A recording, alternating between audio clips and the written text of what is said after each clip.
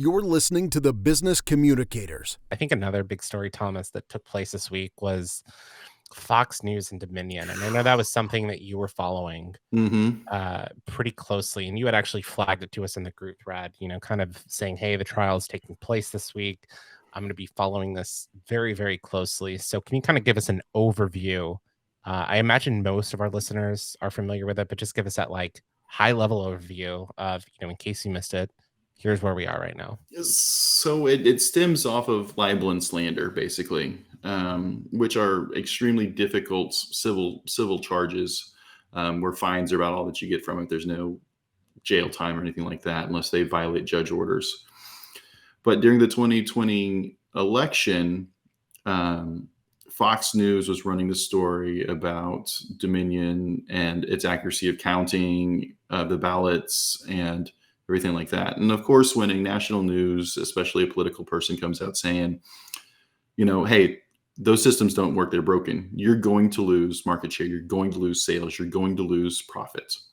And so for a lot of these things, you have to prove that there was malicious intent, that it was false, and that it caused financial harm. I was shocked that a settlement was coming out. So they were asking for $1.6 billion. Yeah. From Fox Corp, for lack of a better statement. And during discovery, it was coming out that their on-air personalities, their reporters, are saying, this has no merit, this has no basis, this is false, we know this is. And they were being told, you need to talk about the story on it, because it's coming from the president, the sitting president at the time. And as a free speech country, and we've talked propaganda on this show too, that you see it, you hear it, you believe it. And if they know it's false, or they believe it's false, and they're still running with it and it's causing financial harm, then I come from the school of thought that they are liable. Now, don't get me wrong. If they want to put up the flag that says, I'm the National Enquirer and that aliens landed on the moon, then become a satirical magazine, The Onion, Enquirer, those kind of things. Right. But Fox is a nationally known news. So the most popular cable network for news. And they were supposed to go to trial on Monday. It was pushed back to Tuesday. Jury was selected. They were literally supposed to be starting their opening statements, and they settled for just under $800 million. That's a lot. And we're going to give you a little bit of insight in why that matters. So in terms of cash on hand, it's been reported that Fox Corp has about $4 billion cash on hand. Axios, actually Dan Primick, he's the author of the Pro Rata podcast. He wrote that Staple Street Capital bought Dominion Voting Systems in 2018 with a $38 million equity check and an $80 million enterprise value. It's got to be the best private equity deal ever, turning that into $750 million. It's wild. And I think the settlement kind of says it all, that Fox knew they had no shot at winning. And I think the settlement terms dictated that Fox didn't have their news personalities did not have to make on-air apologies. And that was a sticking point for a lot of people. But it is kind of frightening to me how misinformation can spread so widely. And I remember that time and seeing people who were watching the news, reading the message boards, following on Twitter, and sharing a lot of this misinformation. And I think that's one of the things that's concerning in this,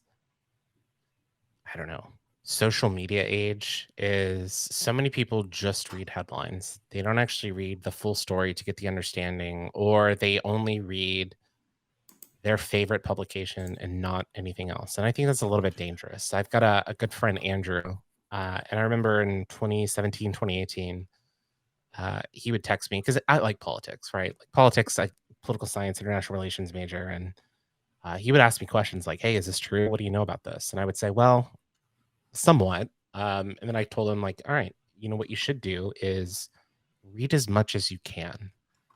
Read as many news sites, trusted news sites, not ones that are intentionally biased, as you can, to get a better perspective on what the actual story is. And for me, I tell this to everyone.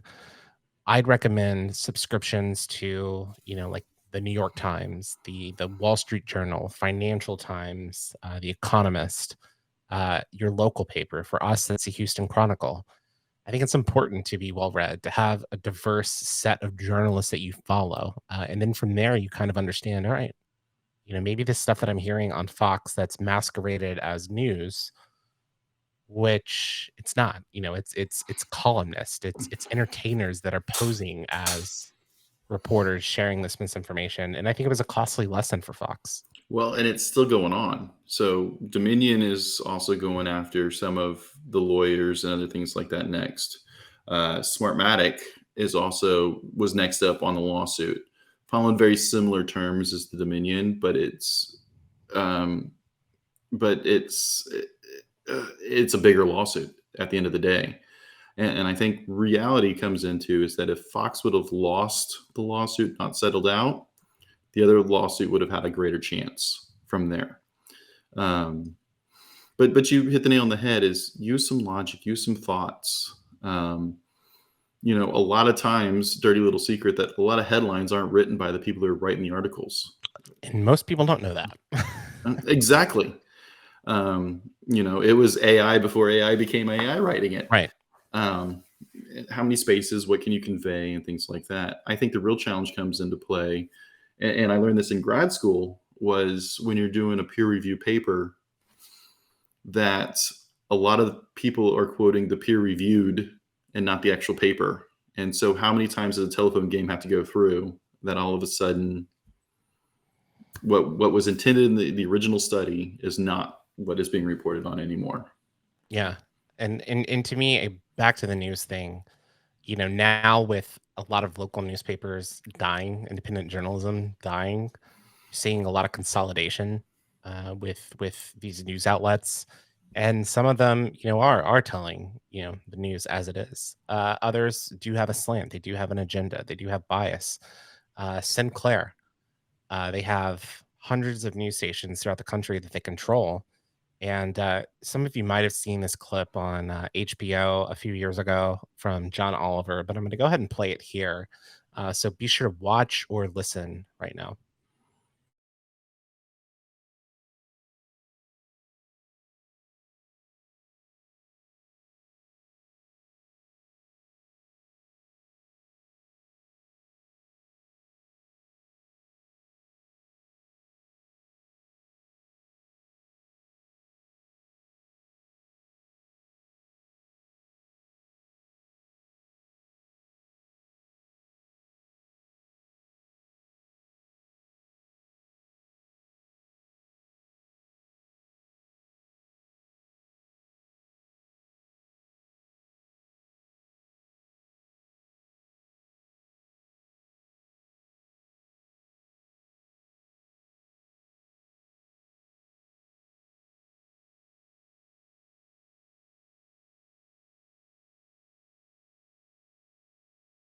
All right, that's too much.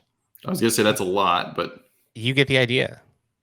These are scripts that are being sent from the media conglomerate to the local stations, being passed off as independent journalism, local journalism. And I'm not saying all local stations are like this. Some of them have more editorial control than others, but it's kind of alarming, especially when you see clips like that. And then, the misinformation that was put out there by Fox and Dominion. It's disturbing. Well, and I think the other challenge, I think you tipped on something else, and we talk social, and not even social, Google, that Google's algorithms are designed to help you click on the paid ad, to click on the first page. And so if you're reading all articles about topic X, over time, Google's only going to show you articles on topic X. Yeah. And you become an echo chamber.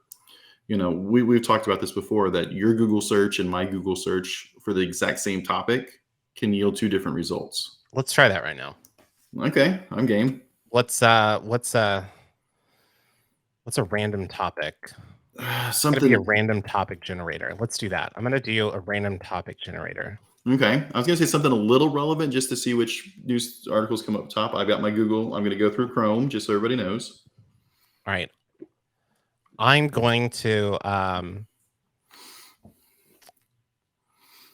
let's see. All right. Random topic generator. It came up with this question. What is the first thing you do when you wake up? What is the first thing you do when you wake up? So I'm going to go to Google. You're going to type that in. I'm going to type that in. Put the question mark on the back. We're going to put the question mark on the back of it. Yeah. It doesn't matter. Let's, how do we do it? I'm curious. Let me know what your top search results are. I got Farm Easy. I got that. Yep. 25 things to do in the morning when you wake up after you sleep from Success Consciousness. Got that. Yep. And then I've got a Quora and a couple different ones. And then below that, I have NBC News, Medium, Health Digest, Self, Hack Spirit, and then a bunch of videos. Yep, I got the same. Let's try something a little bit more relevant, and it's a topic we're probably going to talk about at some point in time during this podcast. Type in Pity City. Pity City? Yeah. One word or two? Doesn't matter. See what you do. Right. So the first thing that I see on my screen is kind of an outlet, I guess, like a overlay of news stories. I've got Today, CNN, NPR, MLive, and People. And then when you actually scroll down to stories, the first one that comes up is CNN, then a bunch of videos, Wall Street Journal, NPR, The Register, Urban Dictionary. So I have up to the videos, but then I have Vice. It shows up as right after CNN. Interesting. And I don't have Vice anywhere. I have LinkedIn actually is on my page 1. Spotify is on my page 1. Pinterest is on my page 1. I have New York Post, Urban Dictionary, Spotify, the song, and then USA Today, MLive, the apology she made. It's not 100% different, but there are some differences in there. And so I think, if we were to type in stereotypes about Texans, if we were to type that in Texas versus, let's call it Germany, there's probably going to be different results. 100%. Absolutely. And I think also, we're co-hosts, we're friends. We have similar views. We've played golf together. We're having happy hour. We're drinking beers together. We've played golf in a baseball stadium together. That's also true. And we had a lot of beers while doing it. Too many beers. There is photographic evidence of Thomas and I to prove it. That will never see the light of day. Well, actually, no, there's one video of that. But what I'm saying is that while our Google searches are different, they're not drastically different because our mindset, our professions, right, our genders are a lot more similar than they should be. And to your point, we're both in Houston, so we're going to get a lot more business kind of stuff from there. Yeah, it's really interesting. I'm curious how AI is going to play into this in a few years. I imagine it's going to be even more personalized for individuals. The more devices they use, the more that we rely on devices that are connected, the more and more targeted. It's just like that scene from Minority Report. We're see that. And is it good? Is it bad? I don't know. Find out. I think it's still due to be determined as well. I think some of the dangers. 60 Minutes did an episode about AI recently, and they were talking about Google's Bard, which I need to go in and play with. I've only barely scratched the surface on that, and how they asked it to write an article on something, and it said to read more about this article, go to these 5 books. And right before they went to publish it, they went to find those books, and those books weren't real. I saw that. And there was one where it made up like a Pew Research study. Yeah. And I saw that. That was wild. I don't think AI is all the way there yet. I think it's very interesting. I think Elon is somebody that's actually terrified of artificial intelligence and what it's capable of doing, because right now it's just scratching the surface. Like, if what we're seeing right now with AI is very, very impressive, it has a lot of flaws. It's still a new technology. Can you imagine in 10 years what it's going to be like? And I just want to clear the air. It's never going to be perfect. Humans aren't perfect. No. Well, I mean, AI is created by an imperfect species. And that last mile is going to be the hardest to get. So to get from 0 to where we are now, we're getting there fast. The next next 25% is going to be a little bit slower. The next 5% is going to be a little bit slower. And by the time we get to about 90% good, it's going to be decades before it makes any real improvements, or it'll block out the sun and, start harvesting humans. This is what happens when you podcast after dark and have beers. We talk about zombie apocalypse on a communications podcast, but I don't know. Hopefully you're enjoying this content. I was thinking the Matrix. I was going with the Matrix. Red pill or blue pill. Are you a red pill or a blue pill guy? Both. See what happens. You've been listening to the Business Communicators.